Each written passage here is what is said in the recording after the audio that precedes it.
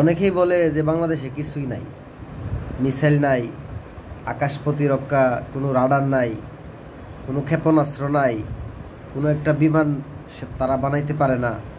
হ্যাঁ, তাদের শুধু আছে চেতনা।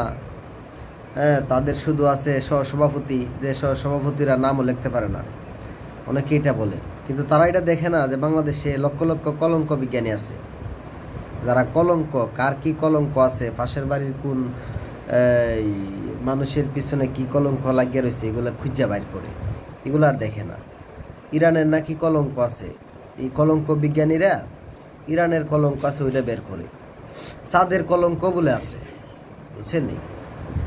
শাস্ত্রলে বৈশা চাঁদের যে কলঙ্ক আছে ওইটা বের করে তারা। 4 লক্ষ কিলোমিটার দূরের চাঁদ, ওইটারও কলঙ্ক আছে, কলঙ্ক বিজ্ঞানীরা এটা বের করে। তারা এই কলঙ্ক বিজ্ঞানী চোখে পড়ে না।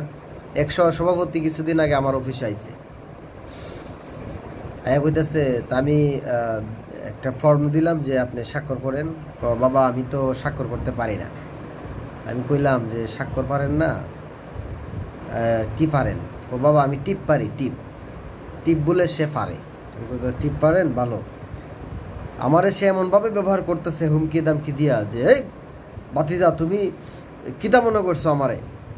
আমার 6 ছেলে 3 মেয়ে। এবার আমি কইলাম এগুলা কি টিপ পারি করছেন? দেখেন সহসভাপতির কি পাওয়ার, সে যে টিপ পারে এটা তার গর্ব। কি নাই বাংলাদেশে সহসভাপতি আছে যারা টিপ পারে, বুঝছেন নি? টিপ পাইরেও তাদের এই ডজন ডজন সন্তান আছে। যাই হোক, কারণ বিষয়টা হয়েছে বাংলাদেশে যথেষ্ট পরিমাণ সহসভাপতি আছে যারা স্বাক্ষর করতে পারে না, যথেষ্ট পরিমাণ এই যে কলঙ্ক বিজ্ঞানী আছে যারা শাস্ত্রলে বৈশা চাঁদের কলঙ্ক খুঁজে বের করে। হ্যাঁ, যথেষ্ট পরিমাণ এই মানে কলঙ্ক বিজ্ঞানীরা খুব খুঁজে খুব মানে, কিন্তু নিজের পিছনটা দেখে না।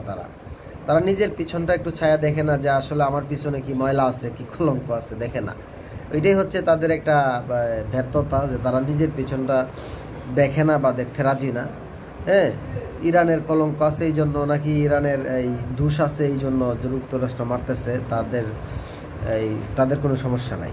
কিন্তু আমার কথা হলো, যেই দিন আল্লামা সাইদি রহমতুল্লাহি আলাই উনি বলে গিয়েছিলেন যে ইরাকের পর সিরিয়া, সিরিয়ার পর ইরান, ইরানের পর পাকিস্তান, উনি একটা ভবিষ্যৎবাণী করেছিলেন।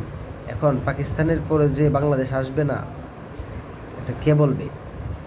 বলার কোনো সুযোগ আছে? আর বাংলাদেশে যদি আসে, তাহলে আপনি কলঙ্ক বিজ্ঞানীরা কি করব? কোনো একটা মিসাইল আটকানোর ক্ষমতা কি আছে এই কলঙ্ক বিজ্ঞানীদের?